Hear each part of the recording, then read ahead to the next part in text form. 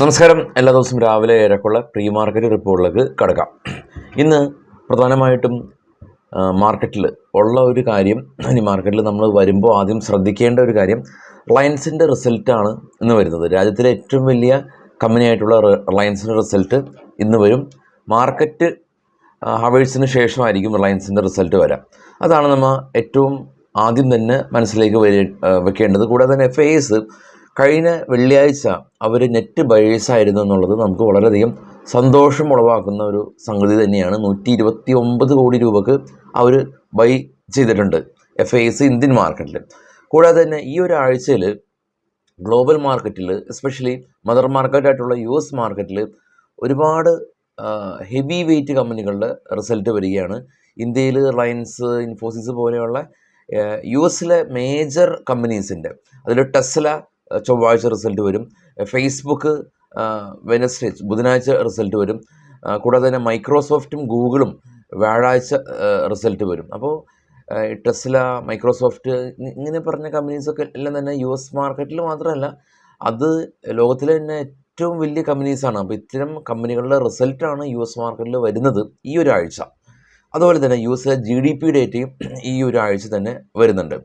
NVIDIA എന്ന് പറയുന്ന ഒരു ചിപ്പ് നിർമ്മാണ കമ്പനി കഴിഞ്ഞ ദിവസം US നിന്ന് ഏകദേശം ഒരു 10% ഇടിവ് രേഖപ്പെടുത്തി 2 മന്ത് ലോയിലാണ് ഉള്ളത്. നാസ്ഡാക്കിൽ തന്നെ എക്സ്ട്രീംലി ഒരു ഓവർ ബോട്ട് സോണിൽ നിന്ന് ഒരു പ്രോഫിറ്റ് ബുക്കിംഗ് കണ്ട് ഒരു ന്യൂട്രൽ സോണിലാണ് ഇപ്പോൾ നാസ്ഡാക്കിൻ്റെ നിൽപ്പ്. അല്ലാതെ ഒരു ഓവർ സോൾഡൊന്നും നാസ്ഡാക്ക് ആയിട്ടില്ല. പക്ഷേ വലിയ തോതിൽ NVIDIA പോലുള്ള ലോകത്തിലെ ഏറ്റവും വലിയ ചിപ്പ് നിർമ്മാണ കമ്പനി 2 മന്ത് ലോയിലാണ് ഉള്ളത്. ഇനിയിപ്പോൾ നേരത്തെ സൂചിപ്പിച്ച പോലെയുള്ള വലിയ ഹെവി വെയ്റ്റ് കമ്പനികളുടെ റിസൾട്ടുകളും US മാർക്കറ്റിൽ നിന്ന് വരുന്നുണ്ട്. ഇനി ഈ ഒരാഴ്ച US മാർക്കറ്റിൽ മാത്രമല്ല, മറ്റുള്ള എല്ലാ കൺട്രീസിൽ നിന്ന് വരുന്ന പ്രധാനപ്പെട്ട ഈവൻറ്റ്, US GDP ഉൾപ്പെടെ, അല്ലെങ്കിൽ US ഹോം സെയിൽസ് ഡേറ്റ ഉൾപ്പെടെയുള്ള പ്രധാന ഈവൻറ്റുകൾ നമ്മുടെ ട്രേഡ് ബഡ്ഡി ടാബിൽ ലഭ്യമാണ്. നമ്മുടെ വെബ്സൈറ്റായിട്ടുള്ള ബിസ്മൈറ്റ് ട്രേഡിങ്ങിലെ ട്രേഡ് ബഡ്ഡി ടാബിലുണ്ട്. മറ്റുള്ള ഇൻഫർമേഷൻസും നമ്മുടെ വെബ്സൈറ്റിൽ നിന്ന് നിങ്ങൾക്ക് കളക്ട് ചെയ്യാനായിട്ട് പറ്റും. നമ്മൾ ന്യൂസിൽ ചർച്ച ചെയ്യാത്ത കാര്യങ്ങൾ വെബ്സൈറ്റിലുണ്ടാവും. ഇനി ഇന്നത്തെ മാർക്കറ്റിലേക്ക് വരുമ്പോൾ നേരത്തെ സൂചിപ്പിച്ച പോലെ തന്നെ ഇപ്പോൾ ഗ്ലോബൽ മാർക്കറ്റ് നമുക്ക് പെട്ടെന്ന് നോക്കാം. ഗ്ലോബൽ മാർക്കറ്റിൽ ഏറ്റവും ടോപ്പിൽ ബിറ്റ്കോയിൻ പോസിറ്റീവാണ്. അതിന് താഴെ ഗോൾഡ്. ഈ ജിയോ പൊളിറ്റിക്കൽ ടെൻഷൻസ് എല്ലാം തന്നെ ഒന്ന് കൂൾ ഡൗൺ ആയി. അതായത് ഇറാൻ ഫർദറായിട്ടൊരു ആക്രമണം നടത്തില്ല എന്നുള്ള ആ ഒരു ന്യൂസിന് ശേഷം ഗോൾഡ് 10 പോയിൻ്റ് ഇടിഞ്ഞ് $2,381. ഇപ്പോൾ ട്രേഡ് ചെയ്യുന്ന S&P X200 ഓസ്ട്രേലിയ പോസിറ്റീവാണ്, കൊറിയ പോസിറ്റീവാണ്, ജപ്പാൻ പോസിറ്റീവാണ്, ഡോ ഫ്യൂച്ചർ പോസിറ്റീവാണ്. അതിനർത്ഥം ഇപ്പോൾ ട്രേഡ് ചെയ്യുന്ന ഗ്ലോബൽ മാർക്കറ്റുകൾ പോസിറ്റീവാണ്. യുദ്ധ സാഹചര്യങ്ങൾ അത് മുറുകുന്നില്ല. അതുകൊണ്ട് തന്നെ ഗോൾഡ് ഓൾ ടൈം ഹൈയിൽ നിന്ന് പതിയെ താഴേക്ക് വരുന്നുണ്ട്. ബിറ്റ്കോയിനും ചെറിയ രീതിയിൽ കയറി പോകുന്നുണ്ടെന്നുള്ളതാണ് നമുക്ക് ഒറ്റ നോട്ടത്തിൽ ഗ്ലോബൽ മാർക്കറ്റിലേക്ക് നോക്കുമ്പോൾ കാണുന്നത്. ഇനി നമ്മുടെ ഗിഫ്റ്റ് നിഫ്റ്റി എവിടെയാണ് നിൽക്കുന്നത്? നമ്മുടെ ഗിഫ്റ്റ് നിഫ്റ്റി കഴിഞ്ഞ വെള്ളിയാഴ്ച ക്ലോസിങ്ങിൽ നിന്ന് ഏകദേശം ഒരു 90 പോയിൻറ്റിൻ്റെ അടുത്ത് റാലി രേഖപ്പെടുത്തി ഏകദേശം 22,200 എന്ന നിലയിലാണ് ഇപ്പോൾ ഗിഫ്റ്റ് നിഫ്റ്റിയുടെ നിൽപ്പ്. 22,150 ആയിരുന്നു നമ്മുടെ ക്ലോസിങ്. അപ്പോൾ പൊതുവെ മാർക്കറ്റ് വീക്കെൻഡിൽ പ്രത്യേകിച്ച് ഫോളോ കാര്യങ്ങളൊന്നും ഉണ്ടായിട്ടില്ല. ഈ യുദ്ധവും അങ്ങനെയുള്ള സാഹചര്യങ്ങൾ ഏറ്റവും വേഴ്സ്റ്റ് കേസ് സിനാരിയിലേക്ക് പോകുന്നത് പൊതുവെ വീക്കെൻഡിലാണ്. ആ വീക്കെൻഡിൽ പ്രശ്നങ്ങളൊന്നും ഉണ്ടായിട്ടില്ല എന്ന് മാത്രമല്ല, വീക്കെൻഡിൽ അത്യാവശ്യം ഗുണകരമായിട്ടുള്ള സംഗതികളാണ് ഉണ്ടായിട്ടുള്ളത്. ഇന്ത്യൻ മാർക്കറ്റിൽ FIS ബൈ ചെയ്തത് ചെറിയ തോതിലാണെങ്കിൽ കൂടിയും അവർ ബൈ ചെയ്തിട്ടുള്ളത് നമുക്ക് ആശ്വാസം നൽകുന്ന ഒരു കാര്യം തന്നെയാണ്. ഇനിയിപ്പോൾ നേരെ സൂചിപ്പിച്ച പോലെ തന്നെ റിലയൻസിൻ്റെ റിസൾട്ടും നമ്മുടെ ഈ ഒരു ആഴ്ച ഇന്ത്യൻ മാർക്കറ്റിനെ സംബന്ധിച്ചും ഹെവി റിസൾട്ട് വീക്കാണ്. ഒരുപാട് കമ്പനീസിൻ്റെ റിസൾട്ട് വരുന്നുണ്ട്. അപ്പോൾ അതൊക്കെ തന്നെയായിരിക്കും സ്വാധീനം ചെലുത്തുന്നത്. ഇലക്ഷൻ തുടങ്ങി, തമിഴ്നാട് അങ്ങനെയുള്ള സ്ഥലങ്ങളിലെല്ലാം തന്നെ തുടങ്ങിയിട്ടുണ്ട് ഇലക്ഷൻ. അപ്പോൾ അതായിട്ട് ബന്ധപ്പെട്ടുള്ള ന്യൂസുകളും അതിൻ്റെ കമൻറ്റുകളും എല്ലാം തന്നെ ഇനി വരും ദിവസങ്ങളിൽ നമ്മുടെ മാർക്കറ്റിനെ സ്വാധീനിക്കുന്ന ലോക്കൽ ക്യൂസാണ്. ഇനി പ്രധാനമായിട്ടും ഇന്നത്തെ മാർക്കറ്റിൽ ചർച്ചാ വിഷയമായിട്ടുള്ള സ്റ്റോക്കുകളുടെ വാർത്തകളിലേക്ക് പോകാം. അതിന് മുമ്പ് ഇന്ത്യയിലെ ഏറ്റവും ലീഡിംഗ് ആയിട്ടുള്ള ഡിസ്കൗണ്ട് ബ്രോക്കറാണ് അപ്സ്റ്റോക്ക് എന്ന് പറയുന്നത്. ഓപ്ഷനൊക്കെ ചെയ്യാൻ പറ്റുന്ന ആളുകൾക്ക് ഫാർ OTM എല്ലാം തന്നെ അവൈലബിൾ ആണ് നിലവിൽ അപ്സ്റ്റോക്കിൽ. അപ്പോൾ അപ്സ്റ്റോക്കിൻ്റെ അക്കൗണ്ട് ഓപ്പൺ ചെയ്യാൻ താല്പര്യമുള്ള ആളുകൾക്ക് താഴെ ഡിസ്ക്രിപ്ഷനിൽ അപ്സ്റ്റോക്കിൻ്റെ ലിങ്ക് ഉണ്ട്, ഉപയോഗപ്പെടുത്താം. ഇനി സ്റ്റോക്കിൻ്റെ ന്യൂസിലേക്ക് വരുമ്പോൾ റിലയൻസായിട്ട് ബന്ധപ്പെട്ട ന്യൂസ് നേരെ സൂചിപ്പിച്ചപ്പോൾ തന്നെ റിലയൻസിൻ്റെ റിസൾട്ട് ഇന്ന് വരുന്നുണ്ട്. അപ്പോൾ അത് മാർക്കറ്റ് ഹവേഴ്സിന് ശേഷമാണ്. HDFC bank result net profit 37% ഉയർന്നിരുന്നു.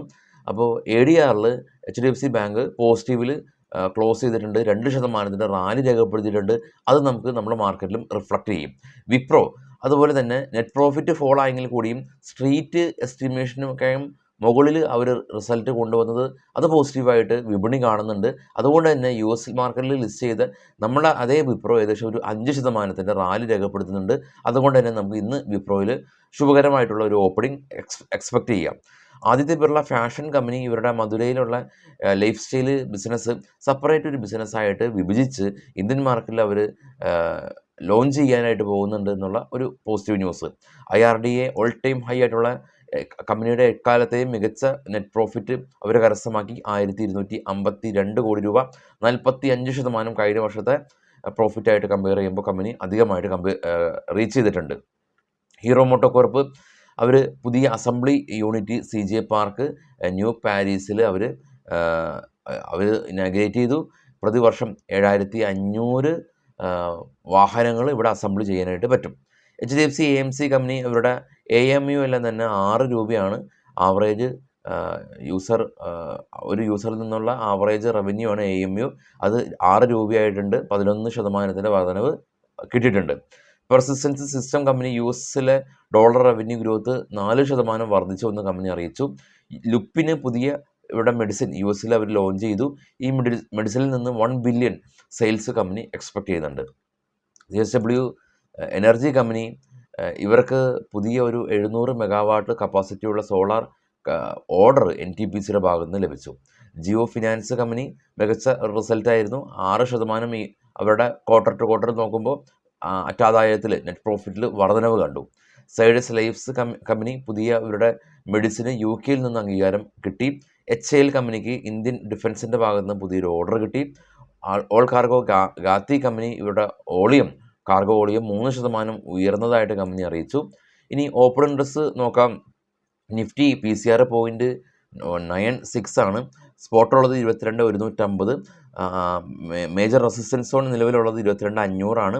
പക്ഷേ സപ്പോർട്ട്, അതായത് നിഫ്റ്റിയുടെ സ്പോട്ടിൻ്റെ അടുത്ത് 22,000, 21,900, 21,800 തുടങ്ങിയ സോണുകൾ സപ്പോർട്ടായിട്ട് ആക്ട് ചെയ്യുന്നുണ്ട്. അതായത് സ്പോട്ടിന് വളരെ അടുത്ത് തന്നെ അഡ്ജസൻ്റായിട്ട് ആളുകൾ പുട്ട് ഷോർട്ട് ചെയ്തിട്ടുണ്ട്. ആളുകൾ മാർക്കറ്റ് നല്ല രീതിയിൽ ഫോൾ ആയിട്ടുണ്ട്, ഇനി ഫർദറായിട്ട് ഫോൾ ആകില്ല എന്നുള്ളതാണ് ഓപ്ഷൻ റൈറ്റേഴ്സിൻ്റെ അനുമാനം.